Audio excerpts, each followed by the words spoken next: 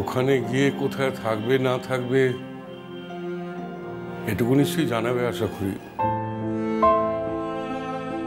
কি আশ্চর্য, না জানানো কি আছে? না, এখনো তো কিছু জানতে পারলাম না,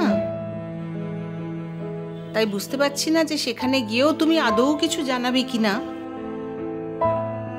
বলছিলাম এই কৌটোতে করে নাড়ু করে এনেছিলাম, এ নাও খেও।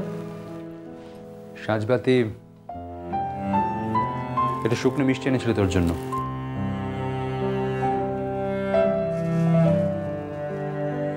আশা করি খাবি। কি আশ্চর্য, তোমরা এরকম ভাবে কথা বলছো কেন? আমি কি চিরকালের জন্য চলে যাচ্ছি নাকি? ছেলে মেয়ে একবার বাইরে চলে গেলে কবে ফিরবে সেটা বুঝি স্বয়ং ঈশ্বরও বলতে পারেন না। গিয়ে ধীরে সুস্থে একটা ফ্ল্যাটের ব্যবস্থা করি, তারপর না হয় তোমাদের সবাইকে ঘুরিয়ে নিয়ে আসবো। আমি একটা কথা বুঝতে পারছি না অর্চি, নীলুরা যখন ওখানেই থাকে তখন না, যতদিন একটা সুটেবল ফ্ল্যাট খুঁজে পাচ্ছিস ততদিন ওদের ওখানে থাকতে কি অসুবিধা তোর? আমি তো ওখানে বেড়াতে যাচ্ছি না, একটা প্রফেশনাল কাজ নিয়ে যাচ্ছি, তাই আমি দিয়াদির বাড়িতে এখন উঠতে চাই না। নীলু কতটা দুঃখ পাবে জানিস? আচ্ছা অর্চি, তুই একটা কথা ভাব, ধর নীলুর বর যদি আজকে অফিসের কোনো কাজে কলকাতায় আসতো আর আমাদের বাড়িতে না উঠে কোনো হোটেল টোটেলে উঠতো গিয়ে, তোর কেমন লাগতো বল? জেঠিমণি, সকলের চিন্তা ভাবনা একরকম হয় না, আর আমার চিন্তা ভাবনা যে সকলের সঙ্গে মিল নেই সেটা এতদিনে তোমরা সকলেই জেনে গেছো, আর সেভাবে তো তোমরা অ্যাকসেপ্ট করে এসেছো। তাহলে হঠাৎ আজ আমি নিজের স্বভাবটা পাল্টাতে যাবো কেন? আরে উঠছি, তোর কি বাচ্চাটার জন্য একবার ওদের বাড়িতে যেতে ইচ্ছে করছে না? কে বলেছে যাবো না? যাবো তো ঠিকই, একটু ধীরে সুস্থে ছুটি নিয়ে একদিন ঠিকই যাবো। প্রবুদ্ধ কতবার আমাদের ফোন করেছে জানিস? শুনেছি। একটা কাজের লোক টোক না পেলে ওখানে কে তোমাকে রেঁধে টেঁধে দেবে বলো তো? যেটুকুনি এখন দিল্লি গিয়ে আমি কোথায় কাজের লোক খুঁজে বেড়াবো বলো তো? তাছাড়া আমি কি একাই বাইরে যাচ্ছি নাকি কাজ করার জন্য? অন্য কেউ যায়নি। অর্চি, তোর কাছে আমার একটা স্পেসিফিক প্রশ্ন আছে। কি বলো তো? বাহার ব্যাপারে আমরা কি করব? ঠিক বুঝলাম না। না, ফাইনালি বাহার সঙ্গে তোর ডিস্টেন্স তৈরি হচ্ছে বলি তুই চলে যাচ্ছিস, এক্ষেত্রে আমাদের স্ট্যান্ডটা কি হবে? না মানে বাহা যদি কখনো নিজের ভুল বুঝতে পেরে বাড়িতে ফিরে আসে, সেক্ষেত্রে আমরা কি করব? কি আশ্চর্য, বাহার ব্যাপারে তোমরা কি করবে সেটা আমি কি করে বলবো? এটা নিতান্ত তোমাদের সিদ্ধান্ত।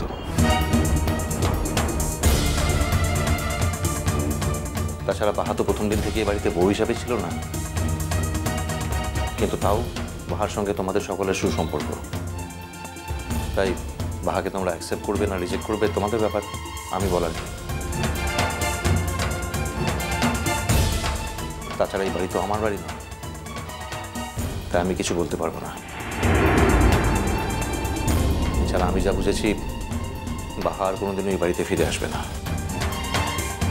সবকিছুরই তো একটা ভালো হোক মন্দ হোক পরিণতি থাকে। এই ব্যাপারটা যে কি পরিণতি হবে তারা আমরা কিছুই বুঝতে পারছি না। কোনো পরিণতি তো আমার উপর একা নির্ভর করছে না জেঠুমণি। বাহা যদি ডিভোর্স চায় তাহলে আমাকে জানালে আমার যা করণীয় আমি তা করব। দিদি ভাই, তাহলে এটাই কি ভবিতব্য? হ্যাঁ, আমার ছেলেটা কোনোদিনই আর সংসার টংসার করতে পারবে না? তাহলে তাহলে এত কিছুর কি দরকার ছিল বলো তো? জানি না বাবু, আমি তো কিছুই বুঝতে পারছি না। আর বাহাও যে কেন এত জেদ ধরে বসে রইল সেটাও তো আমি, সবটাই যখন সেই মিথ্যে বলেই প্রমাণিত হলো, তারপরেও যে বাহার কেন এত জেদ সেটাই আমার কাছে রহস্য। দেখো জেঠিমণি, সকল জিনিস সকলের জন্য নয়। এই দুটো ধাক্কার পর আমি যা বুঝেছি এই জীবনটা আমার জন্য নয়।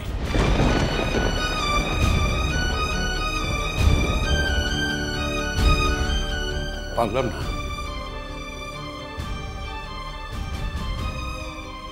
না সংসারটাকে ধরে রাখতে পারলাম না।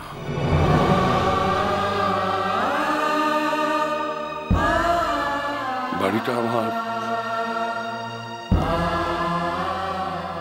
একদিন বাবা মায়ের কাছে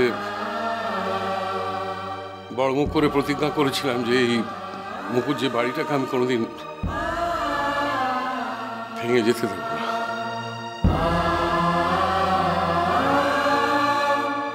পারলাম না।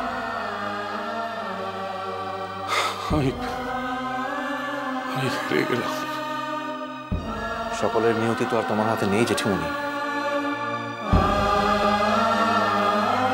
তুমি প্রাণ দিয়ে চেষ্টা করেছ, আমরা সকলেই করেছি।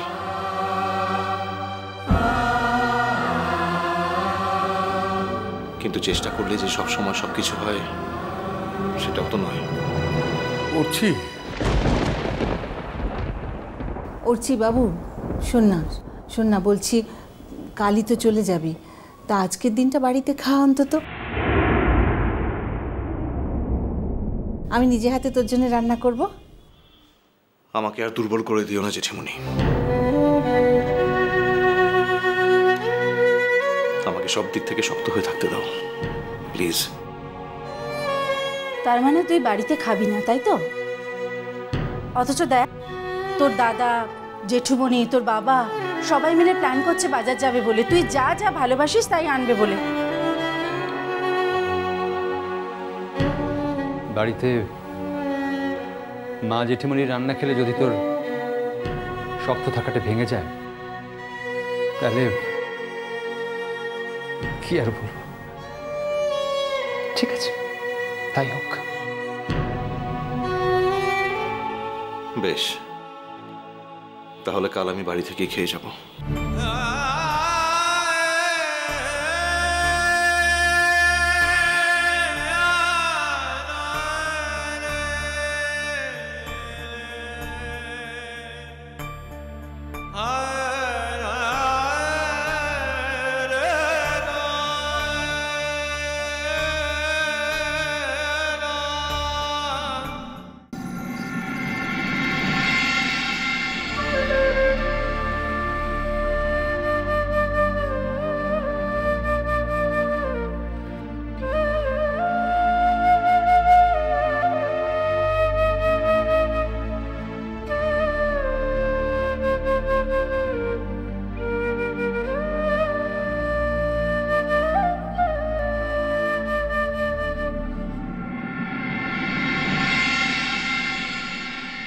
কেমন করে পলাইনব?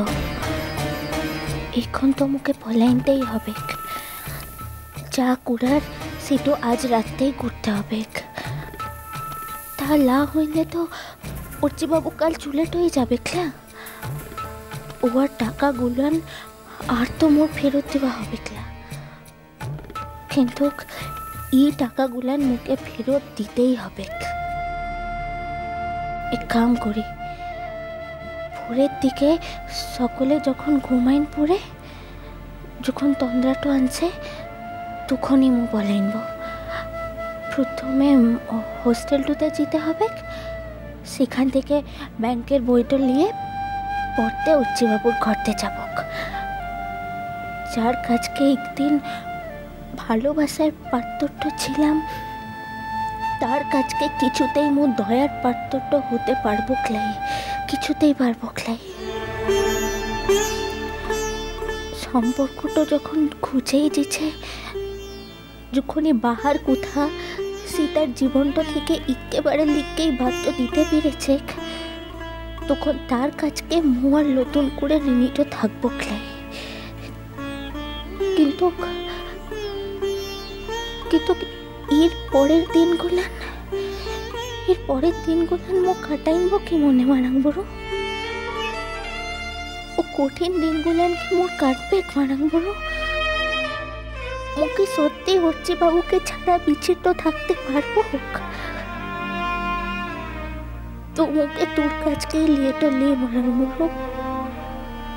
এই জীবনটা থেকে মোর আর কোনো আকাঙ্ক্ষা লাই।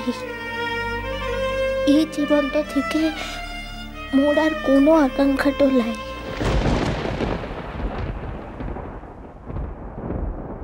বড় বাবু, ঠিক কি মতলব নিয়ে বাড়িতে এসছো জানতে পারি? তোমার সঙ্গে তো আমার স্বামীর হিসাব নিকাশ চোখে মুখে গেছে। এই টাকাগুলো খরচ করেছিস তো? লিখি না।